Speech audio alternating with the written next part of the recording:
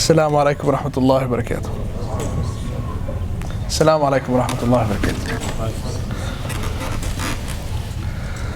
Bismillah walhamdulillah wa salatu wa salam ala rasulillah. Rabbi shrah li sadri wa yassir li amri wahlul uqdatan min lisani yafqahu qawli. How is everyone, dear brothers? Everyone's alright, alhamdulillah? Alhamdulillah, lots of familiar faces, alhamdulillah, which is good. Inshallah, tonight's talk's going to be pretty cash. If you know me, I'm a pretty casual kind of guy. I just want to share with you some thoughts about some recent travels that I've done. Alhamdulillah, none of these travels were planned by me. It just sort of happened that way. So, essentially, I spent a few days in New Zealand, and then after that, traveled from Australia to Nigeria to Togo, which is a small West African country near Morocco, a bit south of Morocco, and then to Dubai for a few days, and then back, inshallah. And so I just want to share my thoughts with you about those different destinations and reflecting on that from an Islamic point of view, inshallah. The reason for heading to New Zealand was a couples retreat, which was organized by Life Matters Academy. And the couples retreat took place in a city called Queenstown. I'm not going to spend too much time on New Zealand, but I just want to share with you that truly, if you ever get a chance to visit Queenstown, you should, because your mind, your imagination will run away with you as to what Allah subhanahu wa ta'ala could have prepared for you in Jannah if this is a place that exists here in the dunya. It's absolutely one of the most stunning, visually stunning, naturally beautiful places you'll ever see. There are mountains that are covered with snow for 365 days a year. There's enormous valleys, massive freshwater lakes, something like 80 kilometers long of fresh water that's clear that you can drink. So it's just an absolutely incredible place. Now, Allah subhanahu wa ta'ala encourages us to travel throughout the world. And Muslims and non-Muslims have talked about travel and the benefit of travel and what it does for your mind and what it does for your perspective. So the three locations I want to talk about today are all very different. So when you think about New Zealand, and especially Queenstown, which is a touristy town, it's a bit of a ski location sort of town. This is a place where people have a lot of natural beauty, and there's no poverty there.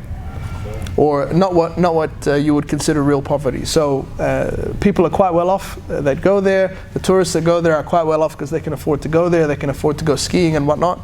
And the people that work there are often living for free in the hotels there and working at the hotels. So it's a place where financially people are very comfortable. The scenery that they live in is incredibly stunning. You've never seen anything like it, and you find yourself wondering a lot, if this is a real place that exists here in the dunya, what could Allah subhanahu wa ta'ala have possibly prepared in the akhirah? Now, going from there to some of these poor Central and West African countries is a huge contrast, a huge stark contrast. And I'll explain to you why I was there. A few years ago, a local Sydney brother by the name of Ali Bennett, many of you I'm sure have heard of him and know his story, he was diagnosed with cancer. And he was featured in a One Path Network video with brother Muhammad Hoblos. The video was called Gifted with Cancer, that went viral throughout the world. In this video, brother Ali, Allah yarhamu, may Allah have mercy on him, talks about how he feels that his diagnosis of cancer was a gift from Allah subhanahu wa ta'ala. Because at the time, he was a wealthy young man, his business was going well, he lived a very lavish lifestyle, $400 baseball caps and $500 thongs and all kinds of designer brands and luxurious cars and all this sort of stuff. And when he found out that he was gifted with cancer, he completely changed the direction of his life. He knew that within a short amount of time he was going to meet Allah subhanahu wa ta'ala. And at the time, doctors had told him that he had 6 months to live. I want you to imagine if you knew for a fact, proven with scans, with x-rays, with charts, that yeah, you have cancer throughout your whole body and you have 6 months to live. What would you do for those 6 months? Now, subhanAllah, we live in a day and age where cancer is very common. People get diagnosed with cancer every day. Not a lot of people make such a drastic change to their lifestyle though. So the story of Brother Ali Bennett is quite unique in that something happened to him that happens to people every day. I'm sure everybody in here now and everybody watching online knows someone with cancer, unfortunately. May Allah subhanahu wa ta'ala cure all of the sick, inshallah. But all of those people get diagnosed with cancer, and they might change their life, they might not change their life, they might change their attitude to Allah subhanahu wa ta'ala for the better or for the worse. But this brother completely changed his outlook and his perspective. And he made, wallahu alam, the wisest decision he could make is he said, well, if I only have 6 months and then I'm going to be standing before Allah subhanahu wa ta'ala, I need to do everything I can to get my points up. I need to do everything I can to increase, get as many hasanat as I can possibly get, so that when I stand in front of Allah subhanahu wa ta'ala, I can try to make up for my sins and try to end up in a good place, inshallah. So he started selling his possessions, he started donating that money to worthy projects. He happened to come across a brother who's been working in aid in Africa for 15 plus or 20 plus years. That's Hajj Muhammad Sultan, who I had the pleasure of staying with in Togo. Building orphanages, building mosques, building water wells, and I'm going to get to that inshallah. Brother Ali famously said that my whole life Allah subhanahu wa ta'ala has been telling me that I'm going to die and I'm going to meet Him, and I never took it seriously. All my life Allah subhanahu wa ta'ala was telling me that every soul will taste death. And I never really took it seriously until a man in a white gown or a suit, the doctor, sat me down and told me that I have 6 months to live, and then I took it seriously. Now, subhanAllah, each and every single one of us knows we're going to meet Allah subhanahu wa ta'ala. Brother Ali had 6 months, or so he thought. Alhamdulillah, that 6 months turned into 2 years with the collective dua of the whole world behind him and the blessings of Allah subhanahu wa ta'ala. That 6 months eventuated to becoming 2 years, alhamdulillah. You got to ask yourself, and being an ambassador for MATW project, I ask myself this all the time, how much time do I have? You have to ask yourself, how much time do you have? Literally, none of us know if we're going to make it home tonight from this masjid. I don't know if I'm going to make it home tonight from this masjid. This could be the last time that I ever sit with you. Tomorrow, this could be Ahmed Bassal's last talk that he ever gave. Here it is. We managed to get it on camera. Could be. Could be. And so I encourage myself before anyone else, and I encourage all of you, it doesn't have to be something so catastrophic as a cancer diagnosis for you to decide to change your life, or for me to decide to change my life. You don't have to wait for the cancer diagnosis in order to decide that you want to live your life a different way. All of our lives are filled with milestones along the life. If you had to describe to somebody your life story, you met a stranger and they said, tell me your life story. How would you describe it? How would you split it up? You might, if I had to do it, I might say, I was born in Egypt and then I lived in Egypt till I was 8. From the age of 8 to 11, I lived in Melbourne in Australia. From the age of 11 to 14 and a half, I lived in the United States because my father was studying his master's degree. Then we moved to Adelaide after that, and we stayed in Adelaide until 2014. I finished my high school there, I did my university there, I was working there. In 2014 I moved to Sydney, and now it's 2019, here I am. So you see, I've split up 37 years of life, I've split them up into sections. And you would probably do the same. And how did I split up my sections? Well, I split up my sections based on the major events that happened at the time, which was moving to live in different countries in different cities, graduating high school, graduating university, and moving to Sydney.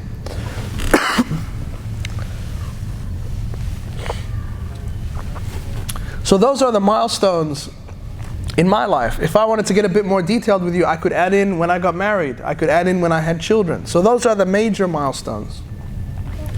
But do those milestones have to be events that are quite so big? Think about, now when I think about my life again in a spiritual sense, in an Islamic sense, in how connected I am to Allah subhanahu wa ta'ala, how seriously I took the message of Sayyidina Muhammad sallallahu alayhi wa sallam, I would tell that story very differently. I would tell you about my teenage years in a certain way, and then I would tell you about an event that happened when I was 19, and then I would tell you about a particular sheikh that I met, and so on. And so those are different milestones. That day of diagnosis that Brother Ali got diagnosed with cancer, that was definitely a milestone for him. If he's telling you his life story, whether he's talking about business or personal or spirituality or anything else, he's going to tell you that on such and such a day he got diagnosed with cancer. That's a major turning point in his life. Sometimes the major turning points are events as big as that. Sometimes the turning points are just a decision that you make. So tonight, even though inshallah I hope nobody in here was diagnosed with cancer tonight sitting here in this masjid in the house of Allah subhanahu wa ta'ala, this could be a milestone for you. This could be a turning point for you. It could be a time that you decide that you want to live your life differently after today as you did before today. It could be. And this is the attitude that we should have every day, but at least every time we walk into a masjid. All of us, we have to be present at a Friday khutbah once a week. Each of those Friday khutbahs can be a milestone for you, if you choose it to be, if you think about what was said, if it resonates with you, if you decide to live your life differently. So you don't have to wait for a cancer diagnosis. You shouldn't wait for a cancer diagnosis because, number one, it might never come. Number two, you don't know how long you have. The thing that scared Brother Ali Bennett into action was not cancer, it was the time frame. It wasn't that he had cancer, it was that you are going to die and meet Allah subhanahu wa ta'ala in 6 months. What have you prepared for you to meet Allah subhanahu wa ta'ala in 6 months? And then he got to preparing. So if you can guarantee for yourself that you have 6 months, even that's not a long time, but can you guarantee for yourself that you have 6 months? Brother Ali sold his possessions and the world started throwing money at him to do more and more good and get himself more and more ready by the blessing of Allah subhanahu wa ta'ala. And as I said, he met Hajj Muhammad Sultan, who was working in Togo, in Burkina Faso, in a few of those central West African countries, and doing aid there, and started to funnel these donated funds towards those projects and build more. When I was in Togo, I visited 3 centers that are run by MATW project, Muslims Around the World project. The one that you've probably seen the most on social media is called Poga Village. It's spelled K-P-O-G-A, but you don't really pronounce the K. You say Poga Village. This place is home to about 600 or so orphans. Prophet Muhammad sallallahu alaihi wasallam was an orphan. His father died before he was born. His mother died well before he reached the age of puberty. And orphans are mentioned 23 times in the Qur'an, in 12 different forms. 23 different times in 12 different forms, Allah subhanahu wa ta'ala talks about orphans. When we arrived in Poga village, the orphans swarmed us.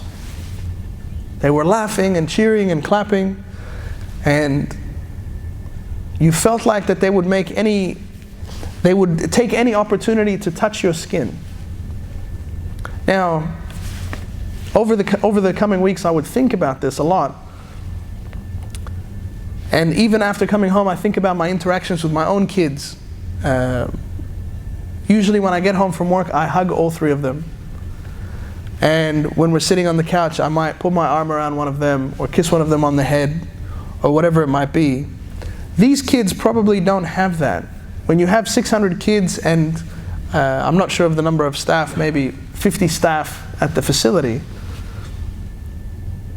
there's probably not enough adults to give each kid the kind of physical attention, affection that they would need at that age.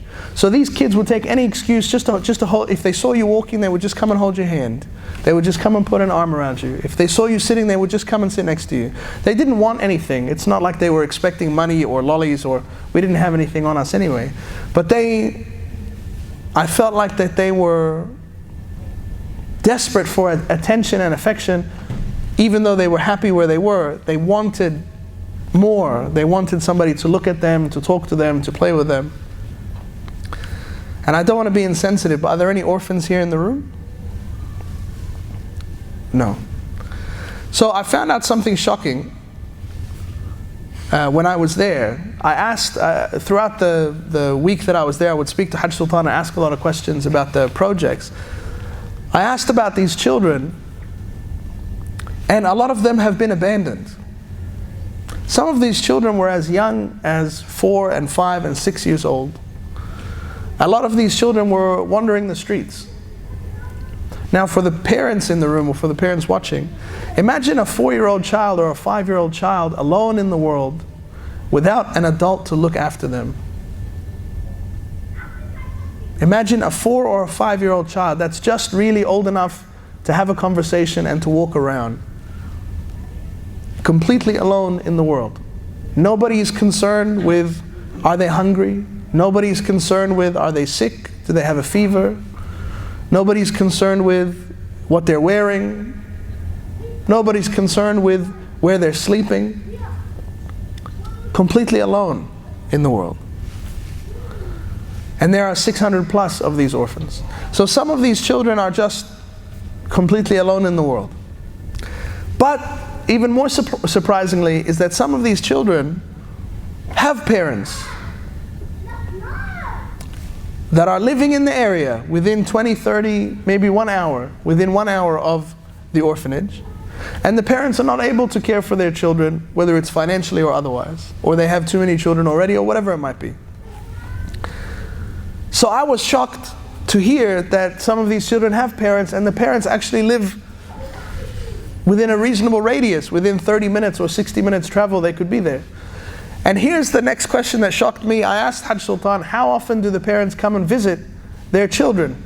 He said they never come. I can't imagine in our society, I can't imagine or I can't fathom 2 parents or even a mother, a single mother, who has a child within 1 hour away travel of where she is. And 1 year goes by, 2 years go by, 3 years go by, she doesn't visit that child or ask about that child or see how that child's doing, has basically abandoned that child. That's still, as I talk about it now, it's hard for me to believe that a mother could be in that situation or have that feeling or that attitude. But again, it's a very different place. Afwan.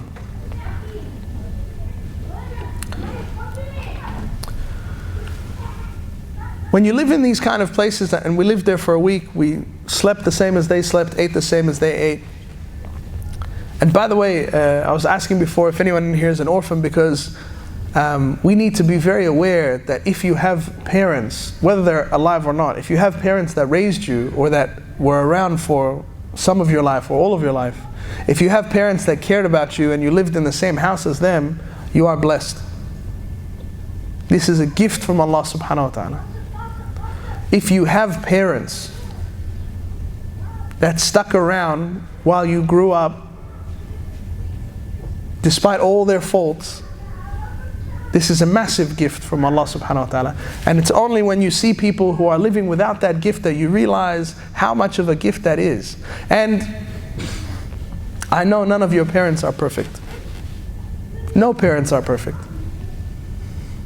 But if they were there, if they ever wiped one of your tears off your face, that's more than these children have in Togo. If they ever gave you a hug, that's more than these kids have in Togo. That's more than a lot of kids have all over the world. And so, subhanAllah, it made me think during my trip and after my trip, none of us are perfect, and I'm sure all of us have at times spoken to our parents in a way that we're not proud of. It really made me think about that a lot. It really made me think about that a lot.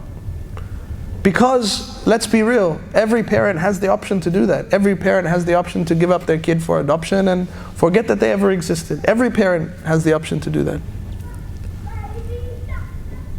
But since none of you put your hands up when I said, are there any orphans in here? I assume one or both of your parents were around for at least some of your life.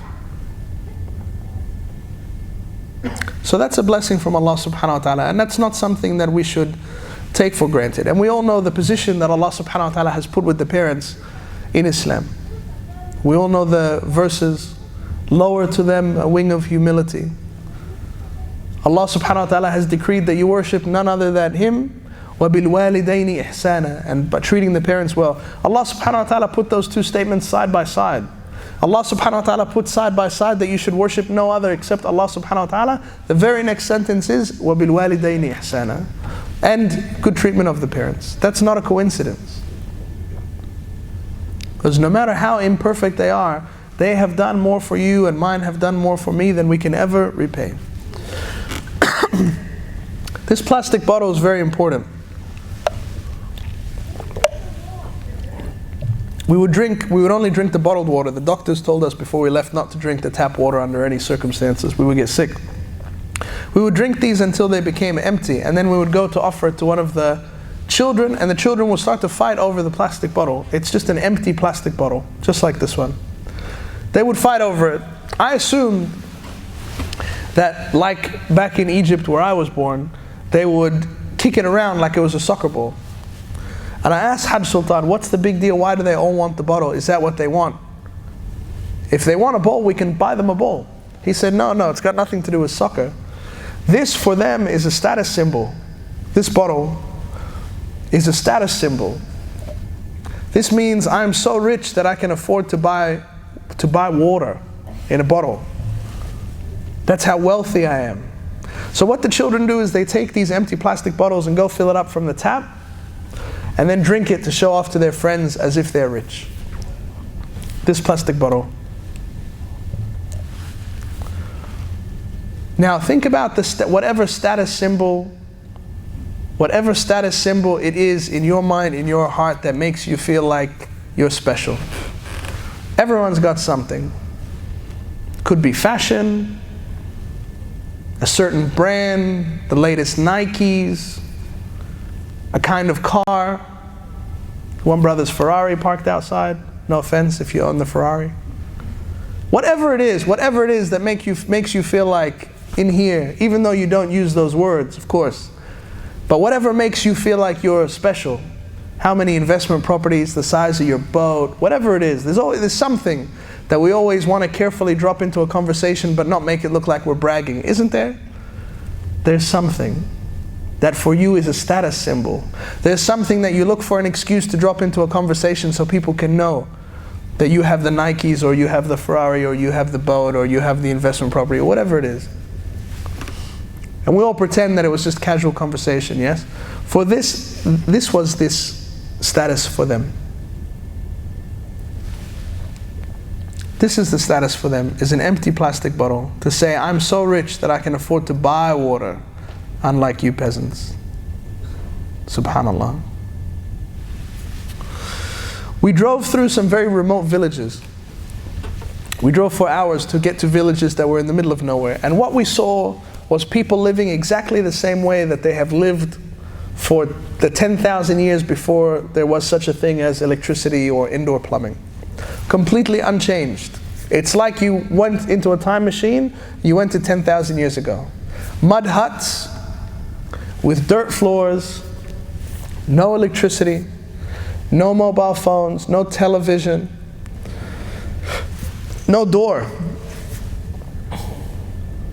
The kitchen is outside the mud hut, which is a wood fire with some dirt around it so you could put a pot. The laundry is a bucket of water pulled from the local water well, if there is one. And the dryer is a clothesline. The toilet is a hole in the ground inside the mud hut, and a channel that runs outside the mud hut. So inside the mud hut there's a hole in the ground, and then outside the mud hut there's a channel, like a groove dug underneath the wall, and that leads to the little backyard garden or tree, so that the waste from the people living in that mud hut will go to fertilize the backyard. There's no water pumps, there's no plumbing, it just flows out there. The only thing that could tell you that this was 2019 is some of these mud huts, most of them had straw roofs. And where the roofs would collapse or deteriorate, sometimes they would replace the roof with corrugated iron. So it's only the couple of huts with corrugated iron roofs, that was the only clue that you were in 2019 and not 10,000 BC.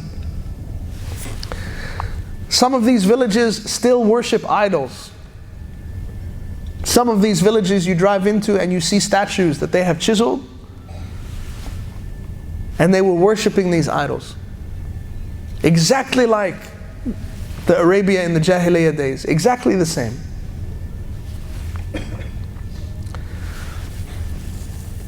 And this leads me to my next point, which is about Dawa.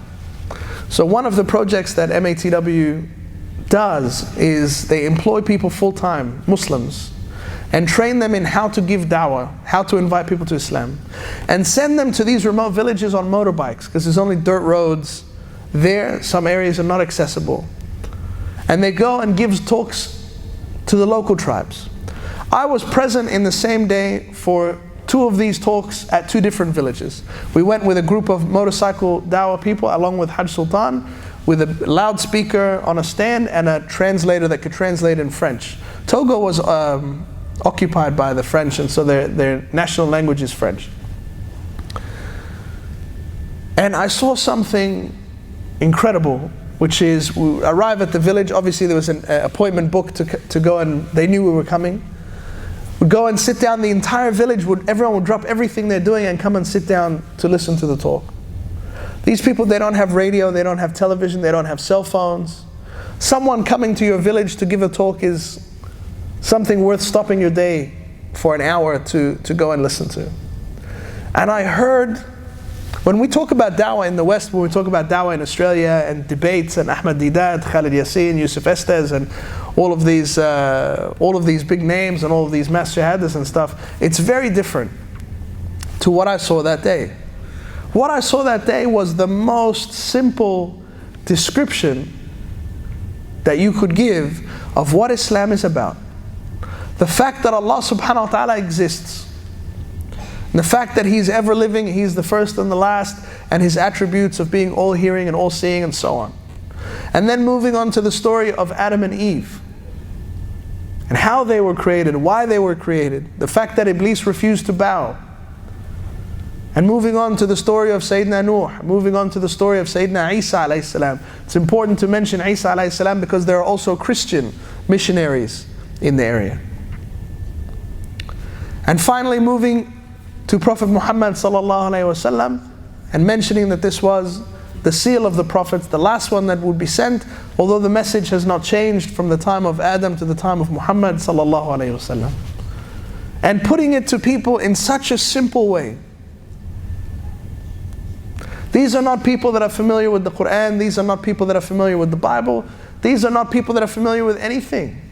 Not to say that they're ignorant people, because actually they're not. Many of them are multilingual, they speak 2 and 3 and 4 languages. They're not simple people, even though they choose to live a simple lifestyle.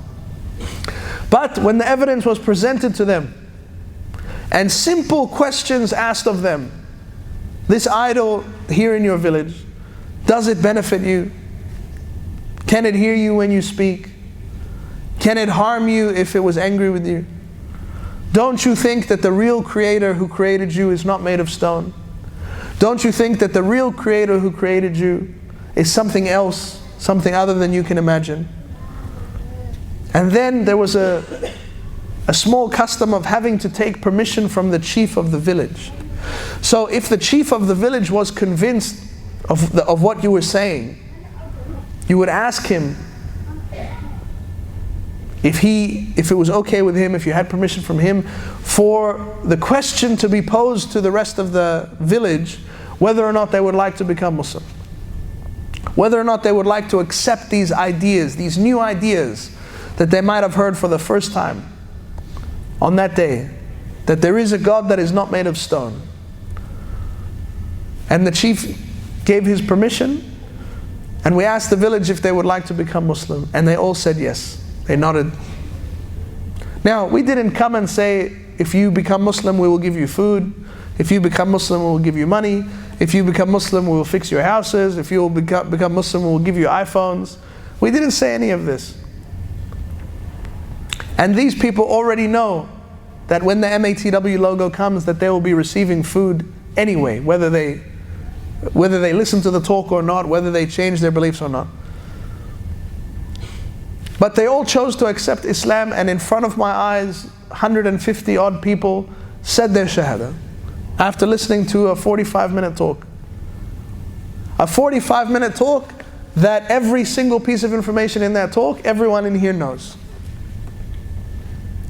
Everyone in here knows everything that was spoken in that 45 minutes, and presented to them in that simple way was enough for them to say, Ashhadu an la ilaha illallah, Ashhadu anna Muhammad Rasulullah. 150 people at once. I've never seen anything like it. And we became very emotional. We took the mic from Hajj Sultan and we said, we love you, and the French translator was translating, and you are the same as us, you are our brothers and sisters, we are the same, and everybody was crying, and it was a beautiful thing. And I was overwhelmed by this. And then we packed up the whole show and we drove another hour to another village, and the exact same thing happened again. Exactly the same. Exactly the same. And this really brings Islam and brings Dawah back to the core. Nobody asked these women to change the way they dressed that day. Nobody asked these men to change the way they dressed that day.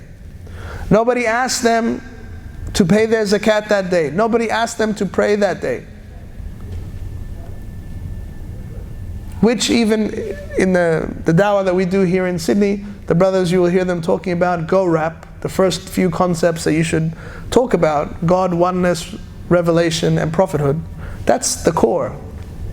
So it wasn't complicated with any rituals at this stage, at this early stage. It was just the concept of, do you believe that there is one God? And do you believe that this man we are telling you about, Muhammad sallallahu alaihi wasallam, who has these properties and characteristics and attributes, do you believe that he must have been a representative of God?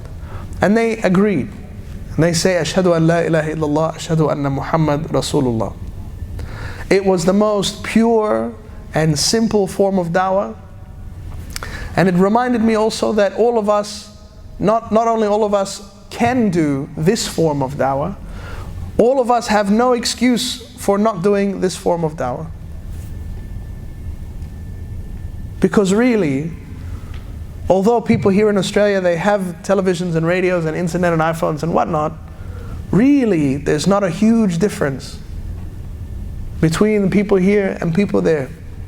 What I mean by that is that anyone who is living without having walked through the door of the mercy of Allah subhanahu wa ta'ala, anyone who is living a life before they have accepted that Allah subhanahu wa ta'ala is their creator and they've decided to submit to His will, anybody who's on the opposite side of that line, they are living in a state that wallahi makes me feel sorry. Sayyidina Umar ibn Khattab, he used to say, if the non-Muslims knew how happy we were with Islam, they would come and try to take it for themselves, even with their swords. The happiness that you feel, the contentment that you feel in a sajda, in one sajda, they don't have that feeling. And it makes me feel sorry for them. That even if they wanted to feel better, they don't know how to make sajda, and which way to face, and who they're making sajda to, and what to say. Hasn't it ever happened to you before in your life that you've got something troubling you? Something on your mind, something stressing you out? And you make sajda. Even whether you're praying or not praying, you just make sajda. And you just let all the worry just flow out of you. And then you stand up and go back to facing your life. Haven't you done that before? Imagine not having that.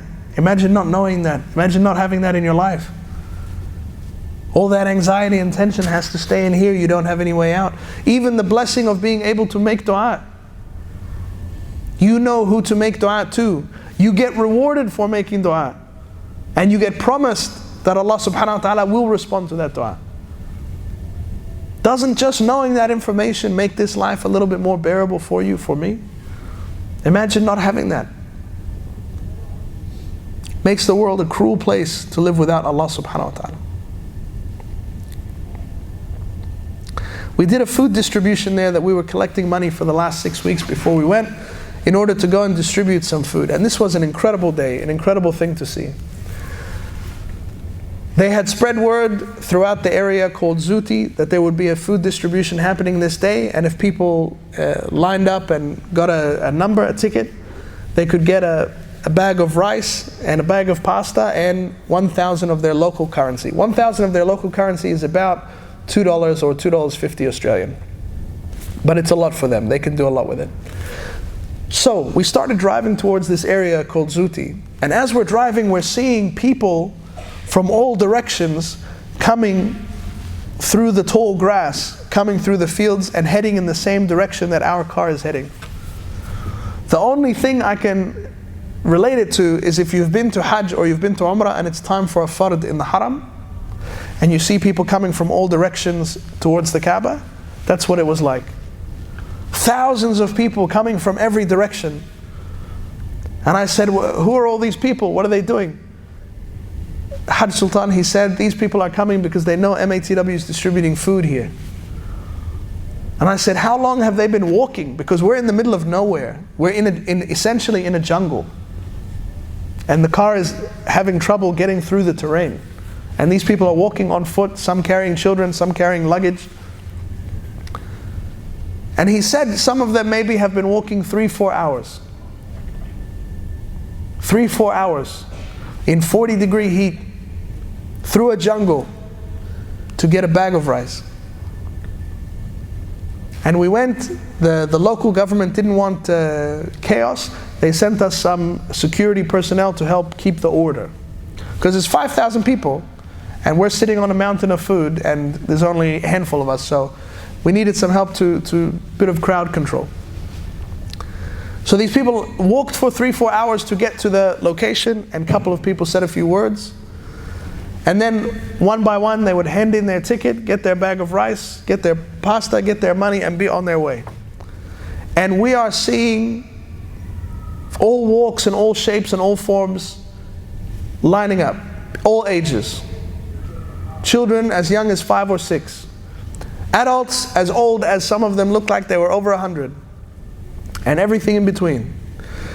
The custom in this part of Africa is that if a woman has a child and the child is hungry, she will feed the child on the spot. Doesn't matter who's around, doesn't matter what's going on. So we constantly had to find somewhere else to look. Look up, look down, look at your phone. At the same time, in the same crowd, there were Muslim women who were fully covered head to toe. And they lined up and they came through the desks as we're passing the food, the money. People were breaking down and crying out of gratitude that they were receiving a bag of rice. Adults, full-grown adults, 40 and 50 and 60 years old, had completely broken down. For them, it was an unbelievable generosity that we would do this. We're just talking about rice. Some of the brothers here, if we offered you a plain bowl of rice, as if you got home and your wife made plain white rice for dinner, you probably would have something to say about it. True? These people were crying. And not all of them spoke English. Majority of them didn't speak English. They spoke their local African dialect and French. Some spoke English as well. But as they passed by the table and we're handing them the food, they're trying to express how grateful they are. In whatever way they could. So some of them would go like this. Some of them would touch their chest. Some of them would cry. Some of them would say French, merci. Some in English, thank you. Some in Arabic, the Muslim ones, shukran. And we had people, it looked like they had been standing in line crying already for a good half an hour before they got to the table to receive their rice. For them it was something unimaginable. Now these are the same people, same place, that for them this is a status symbol. So for them to receive that kind of generosity, for them, it was an unbelievably generous act. Now, when I first came to Sydney, I joined up with a group of brothers, young university students. They used to go to the Sydney CBD to feed the homeless people there. They used to cook food, pasta or biryani or whatever it was, package it up in containers and head to the city and hand it out to the homeless people. I went with them a few times. Sometimes we would go to hand food to the homeless people and we would say, "Are you hungry? We have some hot food for you." They would say, "What is it?" We would say, "It's pasta." They said, "No, I don't like pasta." "It's biryani." "No, I can't stand Indian food." Subhanallah, even the poor here, completely different to the poor there. And they were in tears about receiving this. Now, some of these people walking past were wearing big chains with big crosses, made of wood or metal, but they were still just as grateful, and there was no agenda for us. As Muslims, we're not there to feed the Muslims. We're there to feed the poor. وَيُطْعِمُونَ الطَّعَامَ عَلَى حُبِّهِ, and they feed those who need it out of love for Him. Allah subhanahu wa ta'ala says in the Qur'an. So we were there feeding people because we love Allah subhanahu wa ta'ala, whoever they happen to be, whatever beliefs they happen to have, with no strings attached, with no caveats. And this is why they love MATW project. They received their food, and some of them had to wait in line for 3-4 hours after walking 3-4 hours. So that's an 8-hour journey to get a bag of rice. And for them, it's not only worth it, it's more than worth it. Because there was 5,000 people there. So this wasn't like 8 hours for a bag of rice, and some people said, "Yeah, I'll come," and some people said, "Nah, I can't be bothered." No, everybody came. Everybody came who could come. People who were 90 and needed help to walk, they came. So it's completely different. I do want to leave some time at the end in case anyone has questions. Just keeping an eye on the time.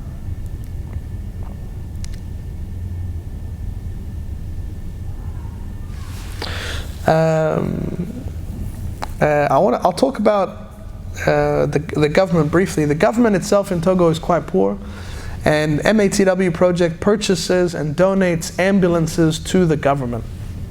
So we are actually giving charity to the government itself. We have a good relationship with the government there. The tribal leader of the whole Zooty area is himself a revert. He became Muslim 6 years ago. So he's the chief of the whole area. Tens of thousands or maybe hundreds of thousands of people, all part of the tribe of Zooty, which is in the area also called Zooty. And he became Muslim 6 years ago through this Dawa. So he's very supportive of everything that we're doing there. But from time to time we purchase an ambulance, we import them from Europe and repaint them and refit them and give them as a gift to the government because there's not enough ambulances to go around.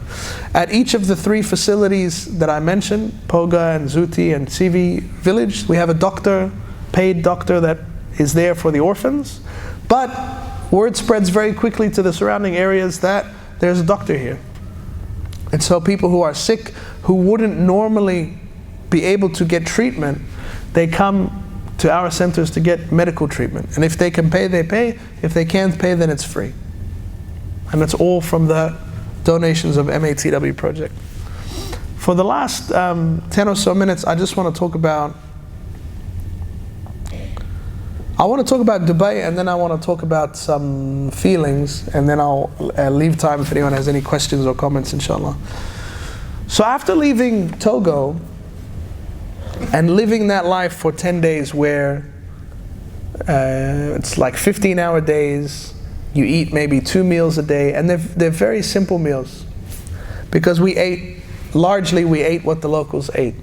You know, one meal might be just eggs and bread. One meal might be just tomato, cucumber, avocado. So we ate quite simply. And you find that the body quickly adjusts to only eating twice a day or eating less. It doesn't, I mean, we're used to Ramadan anyway, so it doesn't do much for you. After that, we went to Dubai, and we spent a couple of days there. We had a meet and greet with some of the MATW fans in Dubai. Dubai is a totally different place. They're probably not much more stark contrast that you could find unless you went to like Monaco or something. By the way, something happened that's unexpected in Togo is that myself and my companions, we found ourselves translating, converting everything in our head into, if we wanted to buy something, in our head we would do a calculation and think, how many orphans could this feed?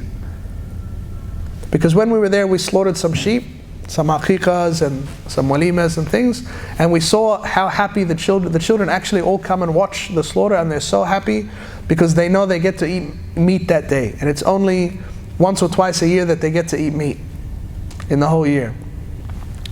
By the way, another quick point, you get to choose what you eat. You get to choose what you eat. Even our children get to choose what they eat. I've heard a lot of mums having the conversations, even dads, okay, what do you feel like, sweetheart? Do you want eggs, or do you want cereal, or do you want pancakes, or we have syrup, or what about some fruit? Do you want some fruit? And the kids just playing the Nintendo saying, no, no, no, no. We've all seen that. These kids don't get to choose what they eat. Just think about that. This is not something that we think about. They don't get to choose what they eat. Whatever it is that's available that day, that's what's put in front of them. Whatever portion size is enough to go around, that's your portion size. That's it. You like it, you don't like it, it's your flavor, it's not your flavor. None of these things matter. None of these things, they're not even spoken about. Yourself and your kids, you could go to the fridge or the pantry anytime and open it up and look inside. And all of us are guilty of opening the fridge and the pantry, which is full, and saying, oh, we don't even have anything to eat. We've all done that. You open it and it's full. It's so full you can't even see the back. And we say there's nothing to eat. These kids, they don't have their fridge that they can go and open and look inside. They don't have that. There's a commercial kitchen, like a restaurant kitchen, that's the staff go into. The kids aren't allowed in there. So these kids can't go to the fridge and open the fridge and see what there is to eat and pick something to eat. They can't do that. They can't do that. Just think about that. That is a luxury. And it reminds me of the time back in the days of Prophet Muhammad and the companions. One companion, he was so hungry, he was going around in the streets chatting to the other companions, hoping that one of them will invite them back to his house for something to eat. He was so hungry, he didn't want to say, I'm hungry. He was just saying, hey, how are you? And how are you? And long time no see. And just hoping, inside he was just hoping someone would say, come have lunch with me, or come have dinner with me. He was just fishing for someone to invite him for food. Reminds me of the time that one of the companions came and lifted up his shirt to show Prophet Muhammad that he had tied a rock to his stomach from the pain of hunger. Sayyidina Muhammad lifted up his shirt, he had 2 rocks tied from the pain of hunger. Reminds me of the time Sayyidina Muhammad would wake up and ask his wife, is there anything to eat today? And she would say no. He would say, okay, well then I'm fasting. The amount of luxury, the level of luxury that we live in is really crazy. It's really, we are so blessed, and we don't think about it at all. We don't realize it at all until you think this kid, no matter how hungry he gets, he can't go and get something out of the pantry. He can't go and get something out of the fridge. He has to wait. She has to wait. There's no mommy or daddy to go crying to. How many times you've been outside of your house and the kids are crying to their mom or dad, Mama, I'm hungry, but Mama, I'm thirsty. Okay, I'll get you a drink. Okay, we'll go through the McDonald's drive-thru. They don't have that. Hungry, you have to wait. Thirsty, you have to wait. The whole idea of having a preference of what to eat or drink doesn't enter into their minds. If there's something to eat, they're happy. And now, before I run out of time, we went to Dubai, and the only thing I wanted to do in Dubai was to visit the Sheikh Zayed Mosque, which is in Abu Dhabi. It's about 50 kilometers away or something, or less. We got dressed one day, we got into a taxi, we said, take us to the Sheikh Zayed Mosque. It's a beautiful $500 million mosque, although mosques should be simple, but still, I wanted to see it. We got into the taxi said it's $100 Australian to go see it, because of the traffic. So it means $100 Australian to go there, $100 Australian to come back. Me and my friend, Brother Steve DeBlees, who was with me, we looked at each other, the taxi started moving, we looked at each other, we told the taxi to stop. We said, sorry, we changed our minds. The whole trip, all I've been talking about is seeing this mosque. And when we got in the taxi and the taxi driver said that it's $100 Australian to go there, in both our minds we thought that's the same as one sheep for the orphans. And so, because we have seen them at the time of slaughtering a sheep and how happy they were, and they're cheering and they're screaming and they're overjoyed, like as if you gave each one of them $1 million. That's how happy they were if there was a sheep slaughtered that day. Even though it wasn't for a shortage of money, but we couldn't justify paying $100 for a taxi ride, when instead that $100 could make 200 or 300 children happy for a day. So we couldn't do it. We told the taxi driver to stop, let us out. He was very upset. We gave him $20 and we walked back to the hotel. We couldn't justify the benefit of putting that $100 here versus the benefit of putting that $100 into a taxi trip. It just, you couldn't do it. And so we didn't go, and so I haven't seen the Sheikh Zayed Mosque. In Dubai, we went to the Dubai Mall and we had a look around, and the same calculation is going through our head. We went into the Louis Vuitton store. We saw a coat, Louis Vuitton coat, that was 23,000 Australian dollars. We saw shoes that were 5,000, 6,000, 7,000 Australian dollars. We saw iPhone cases made of gold that were thousands of dollars. We saw watches that were $200,000 and $300,000 and $400,000 watches. And every time we saw something like that, we just translated it in our minds back to, what would this do for Togo? What would this do for Africa? And I couldn't help but thinking, because a lot of the people in Dubai are Muslims, I couldn't help but thinking that if these Muslims who are spending this kind of money, if they knew, if they could see with their eyes the effect that this money could have on these people's lives, they would never spend money on this stuff. Remember that food distribution with the 5,000 people, each one of those packs, the rice and the pasta and the cash, all of that cost 10 Australian dollars. 10 Australian dollars. 10 Australian dollars that if you were driving down the M5 or the M7 and you had a $10 note in your hand and it flew out the window, you wouldn't stop and turn around and go get it. You would just keep going. Even if it was 20, you wouldn't turn around and get it. But that $10, you got to think now, you got to imagine with me, because you weren't there, you got to imagine that $10 made somebody decide to walk for 4 hours and line up for another 4 hours and cry tears of joy to stand and receive that $10 donation.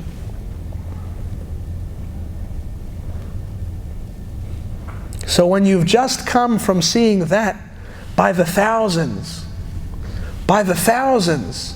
and then you've gone from here to here where someone has just spent $5,000 on a pair of sneakers, it really messes with your brain. And it's not because the people spending $5,000 on sneakers are evil. They're not evil people. They just haven't seen, haven't experienced what I just came from. And I'm sure that if you could see it, if you could experience it, if they could experience it, if they saw it, if they saw the tears, if they saw the people hugging us because we gave them $10, hugging us like we just saved their baby from Jahannam, hugging us for giving them $10, they would never spend in this way. Wallahu ta'ala alam.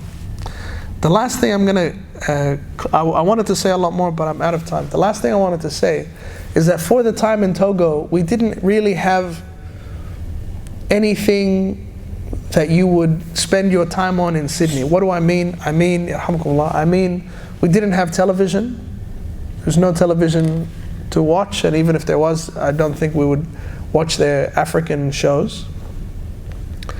We didn't spend time chit-chatting really with friends, only with each other about the work that we were doing. We didn't go to the movies. We didn't go shopping. We didn't go to lunch. We didn't go to brunch.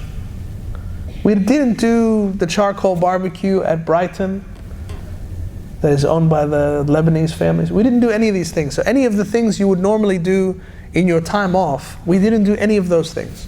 Any of the things you would normally do to relax, we didn't do any of those things.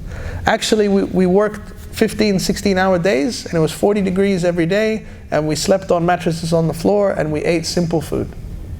But on the way to Togo, we were talking on the plane on the way there, and we were saying, subhanallah, we know so many between us, between our group, we know so many people in Sydney that are millionaires, that are friends of ours.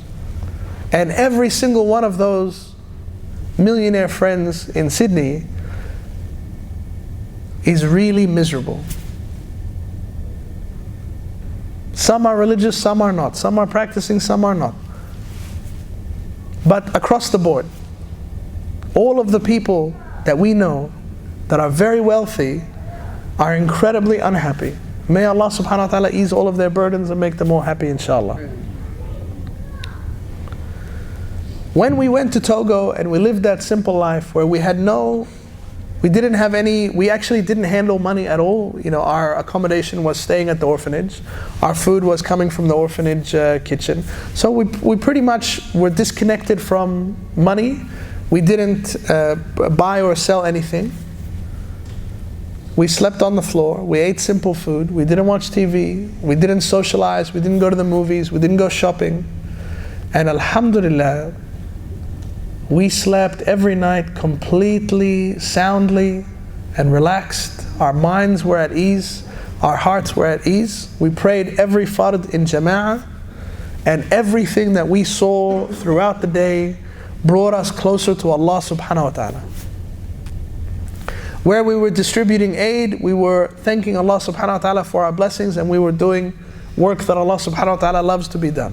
Where we were doing dawah or filming dawah being done, we were remembering and being brought closer to Allah subhanahu wa ta'ala. When it was time to pray, we prayed in jama'ah. When we sat together at the end of the day and talked about the day, we reflected about it in an Islamic way and in a way that encouraged us to be better Muslims.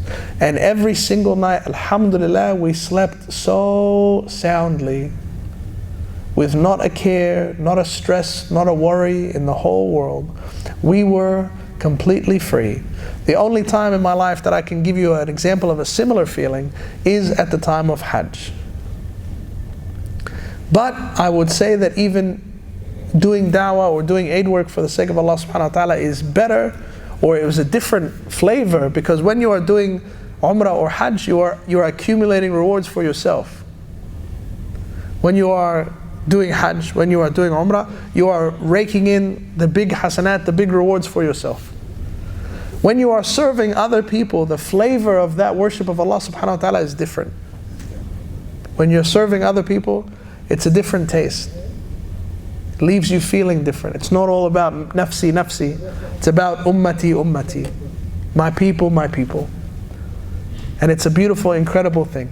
Inshallah, in maybe 6 months or less, we might have an open trip. MATW project might organize an open trip to Togo where anybody can come. If you register online, you can come, as long as you can cover your own airfares to get there and to get back. I strongly encourage you, if you have the means, if you have the time, to do something like that. You would say, like I said at the beginning of tonight, that it could be a milestone for your life. I came back from that trip, and me and the brothers that went with me, we would say we are permanently changed from that trip. I have a different answer now when one of my kids opens the pantry and says, oh, there's nothing to eat, or I don't like that flavor, or I don't like that cereal. It's a different conversation. It's a different perspective. When your wife cooks something that you don't like, or you cook something that you don't like, it's a different perspective. You see everything differently now, and you translate everything back into what it could do for someone else living in that state, what it could do for one of those kids. So inshallah, I tried to gather my thoughts in some kind of structured way, although I haven't done a great job of it. Please forgive me for my shortcomings. I wanted to just leave 10 minutes or 15 minutes if anybody has any questions or comments. How do we donate, brother? How do you donate? MATWproject.org. If you see me after, and I can text it to you, or you write it down for you. So it's MATWproject.org.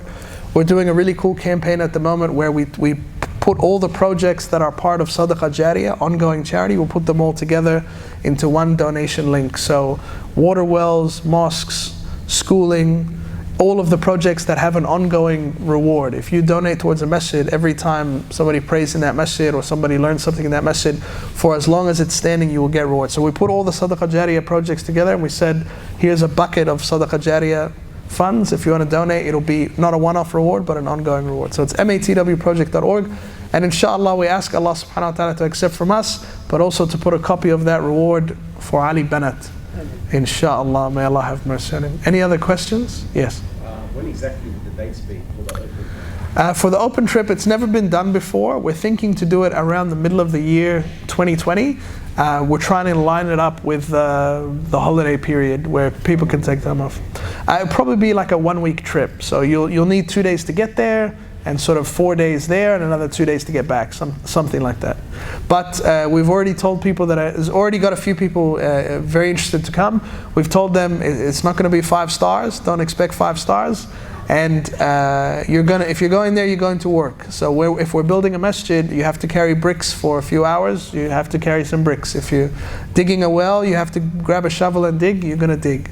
And inshallah, this is actually the best thing for us, inshallah, is to go and experience that sort of thing. I guarantee you, if you spend a day building a masjid, with your hands, you will come back a changed man or woman, inshallah.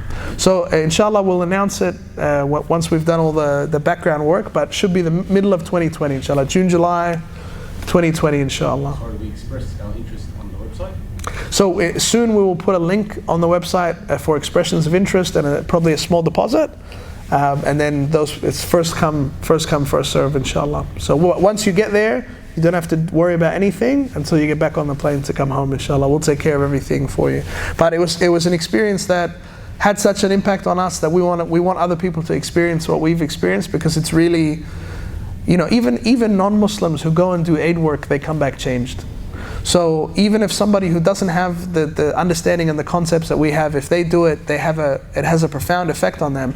So imagine someone like you who knows what you know about the Qur'an, knows what you know about Islam, knows what you know about the afterlife, knows what you know about Allah subhanahu wa ta'ala, about hasanat, about sayyat, about Jannah, about Jahannam. It will just completely change you. It will just completely change you. There are things that bother you now, you won't care about at all when you get back. At all. You will not have a care in the world. If you have food and a place to sleep, you'll be so happy. That's another thing, by the way. The people in Togo, they're not miserable, sad, depressed people. We didn't see anyone that was down on themselves, miserable, sad, upset, depressed, no anxiety, no Valium, none of that stuff. They look for any excuse to be happy. And they're grateful for the smallest thing. For a plastic bottle, they're grateful. So gratitude is naturally in them. Happiness is naturally in them. Their life is so difficult that if it gets just a tiny bit easier, they become happy. SubhanAllah, our lives are so easy, but we're unhappy. With your Uber Eats app, you could have any food that you want delivered in 20 minutes.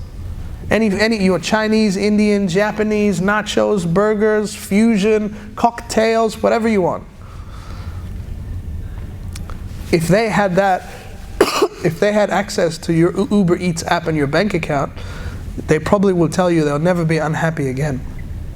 How could I be unhappy when I have this ni'mah? How could I be unhappy when I have this blessing? What you're talking about is a fantasy. This is a genie that grants me wishes. I just tell it what food I want and the food shows up at my door. How could you be unhappy when you have something like this? That's their perspective. Our perspective is different. Allah subhanahu wa ta'ala loves gratitude. وَإِن شَكَرْتُمْ لَأَزِيدَنَّكُمْ. If you thank me, I will give you more. SubhanAllah, we have everything. We're unhappy. If you go and see how they live, you will be happy. You'll be happy with what you have. You'll be happy with your car. That's not a luxury car. You'll be happy with your house.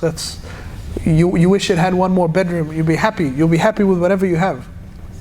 You won't think the way we think in Sydney. Oh, but I need a house in Greenacre and it has to be 2 stories and I want to render it and want to put air conditioning. And you won't think this way. You won't think this way.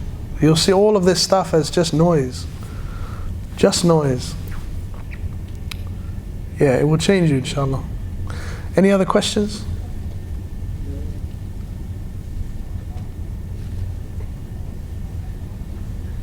Okay, brothers. Jazakumullah kulla khair.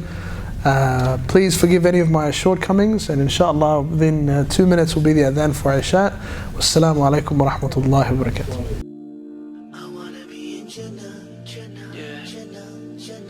Every Muslim dreams to be up in Jannah, Jannah, Jannah, Jannah. A pious person's destiny. Inshallah in Jannah, Jannah, Jannah.